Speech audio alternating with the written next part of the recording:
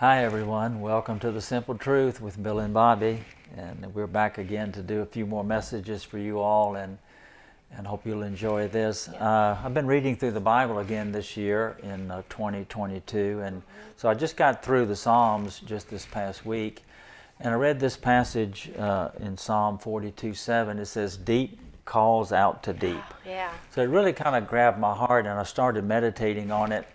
And I think it's without argument that everybody knows that God is deep. And it reminded me of a statement Francis Frangipane made one day in one of his books I was reading. He said that Christianity in America is 3,000 miles wide, but it's only 3 inches deep. That's sad. So when I thought about the depth of my God, creator of the heavens and the earth, the wonder of Him, the wonder of the plan of salvation, and it said that Jesus was crucified before the foundation of the world. So God always makes provision for what's going to happen before it ever happens. I think that's the beauty of a deep, rich prayer life. The answers are already there and already been created. Yeah. But can I connect with God and hear His voice? So we're going to maybe do 3 or 4 messages on this. I'd like to do many more than that, but we will at least do 3 or 4 on this subject. That deep calls out to deep. So, if you're like me, you enjoy deep, rich conversations. You enjoy what someone else has heard from God, or what they received out of their time with Him, out of their study time or prayer time or experiences. And that, iron sharpens iron, and we go deeper and deeper. And I not just supposing, but firmly believe that this deep God that we worship and love and serve has a longing in His heart. Oh, definitely. For deepness. Don't I agree. yeah. Definitely. Yeah, and so it was funny. I pray this occasionally. I should pray it every day. I would pray, God, you're not here for me, but I'm here for you. That Revelation 4 says that we are His creation, that we were created for His pleasure. Right.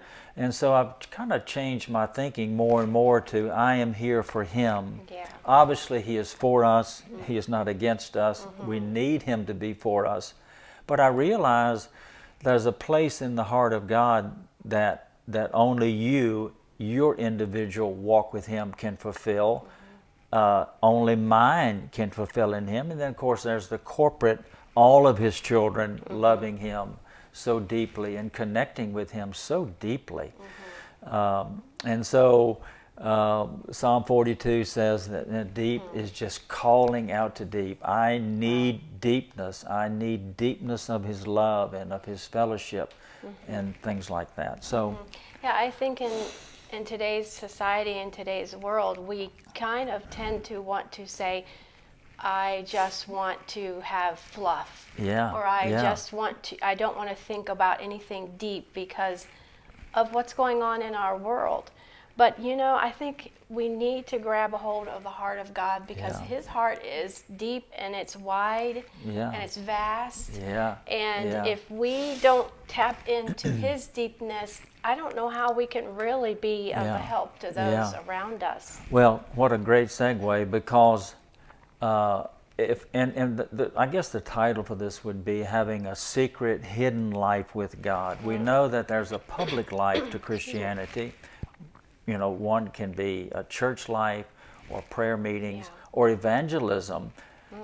So there's a public side to our life.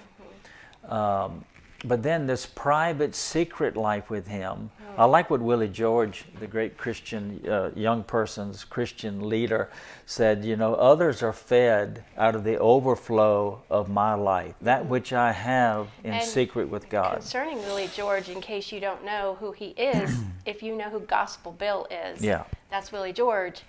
I was at a conference that Willie George was ministering at, and sometimes he was ministering as Willie George, Yeah.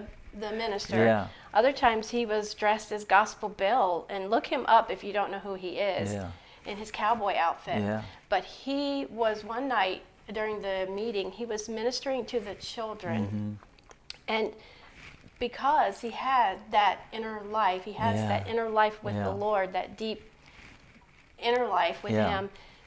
I just could see like love beaming out of his eyes for these children. And it was the love of Jesus. But it was because Willie George, Gospel Bill, had spent time, in that secret place. And as the deep was calling to him, he was calling back. And that's how others, so when you have this rich, deep, secret, hidden life with God, then when you go out in public and other people begin to touch your life, and I don't mean just physically touch you, but in conversation with you or coworkers, when they begin to touch your life, is there something deep and rich? Is there fruit? Is there the fragrance of Christ? 2 Corinthians chapter 2 says that we are the fragrance of Christ unto God, and to those, for one, it's the fragrance of life, for the other, it's the fragrance of death. And so we're to have a fragrance about us, a richness about us, a deepness about us that feeds humanity. I was thinking the other day that, Jesus Christ is the mercy of God to the lost, right? Yeah. But, I took that a step further and said, you and I, honey, are the mercy of God to the lost, because Paul said we are his ambassadors. And he said, really it's Christ in us. Instead of him, he's doing it through us and pleading with the lost, please be reconciled to God. And so we are the mercy of God. So I have to have a deepness, a richness, so that when someone touches my life, let me give you a quick example before we read this passage. In Mark chapter 5, there was a woman with the issue of blood. She had had this condition 12 years. She had suffered many things from many physicians and was no better, but actually grew worse. Well, there was, Jairus had already knelt down and said, Jesus, Jesus, come and heal my daughter. She is dying. And Jesus said, I will come. And so there was a great crowd that was thronging Jesus, but she said to herself, if I could but touch the hem of his garment, I would be made well. So she fights through the crowd, which was illegal for her to be with that condition, to be in the crowd to begin with. But against all odds, she fights through the crowd. She reaches up and grabs his garment. And immediately Jesus stops and says, who touched me? And the disciple said, what do you mean? Who's touching you? Everybody is touching you. But he said, power and virtue have gone out of me. So Jesus has this rich, secret life with God that he now possesses something that when someone touches his life in public, they received, or she received, healing virtue. Now, all of the others were touching him, and I'm sure, we all want to touch somebody that's famous, but this woman was in great need, and she knew that he possessed something, and that came from his rich life with God.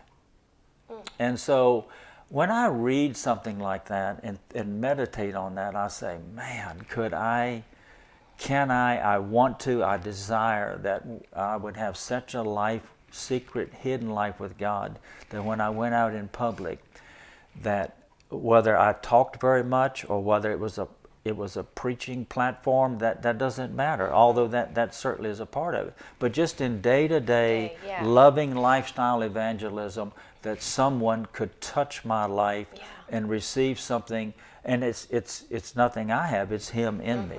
I don't want it to be that we have two lives. Yeah. That we're, you and I, maybe you're teaching the Bible, sharing whatever, and then when we're out in public, we have this other life. Yeah. Because, sometimes I find myself when I'm in town, for instance, I'm just like focused, and I get my job done and get back home to the country where we live.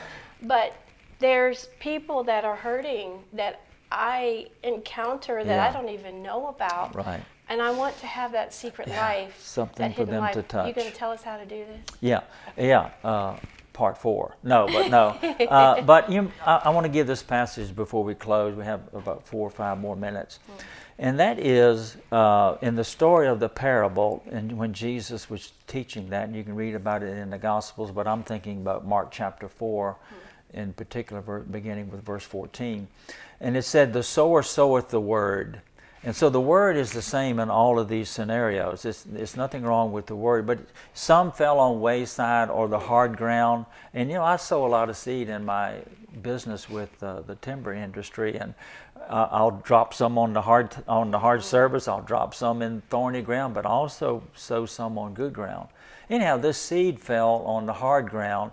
Nothing happened. Then it fell on stony ground, had a little bit of soil, and nothing happened. Then it fell into thorny ground, and the cares of this life and the deceitfulness of riches and other things entered in and choked it. And none of those three brought forth fruit. Why? There's no depth. So I want to tie this in with what we're saying about, are you a deep believer? Are you a thoughtful, deep, passionate believer? Do you have a secret life with God? You remember Psalm 91 says, he who dwells in the secret place. Yeah. You don't get all of the benefits of Psalm 91 unless we're dwelling in the secret place. Now that gives me holy fear. Yeah. But you don't get that. No. And sometimes we miss that. Yeah. There needs to be a depth. And so this fourth ground that it fell on, and I'll read that since I quoted the other. It says, but this seed that was sown on good ground, those who hear the word and accept it. Many other translations says receive it. The King James says keep it. Oh, yeah. The others couldn't keep it because there was what? No depth of soil. Yeah. And so the beauty of what we're talking about here in this secret life, that if the word comes to me and it falls on good ground, good soil, doesn't have thorns or rocks or hard, then that seed has a chance to put down deep roots. And the deeper the roots, the greater the stem and the plant, and then the fruitfulness comes forth. So this woman, you remember when Jesus went to get figs off that fig tree and he found none, and then he cursed that tree and said, no one's going to ever eat from you again. And he wanted those figs there, and there was none, because that's a typology about the ending of Israel's time and the new covenant beginning. But I like that the deeper my roots go, deeper, richer, which comes from my secret life with God, then the public side is the fruit is there in the woman with the issue of blood. And also Jairus, he did raise that little girl from the dead because he possessed something. So we are, as we close out this little segment, if the Christianity that you and I have, honey, is surface and shallow and self-serving and self-seeking, that we have a little bit of the spiritual language, and we go to church and we do we have some good works, but when someone really touches our life and has great need, is there healing virtue there? Is there words of life? Is there a fragrance of Him? I would love to think that someone, if they were to come in contact with me, would want to be with me. Because there's a deep richness to my life. Anyhow, we'll be back with another message on this. Thank you for watching The Simple Truth. We love you guys, yes, we do. And we hope this helps you. And we want to kind of whet your appetite, because mine was kind of whetted with that passage, deep calls out to deep. We'll be back with more. Yeah, we'll see you Bless next you time. guys. Thank you. Bye-bye. All right, bye.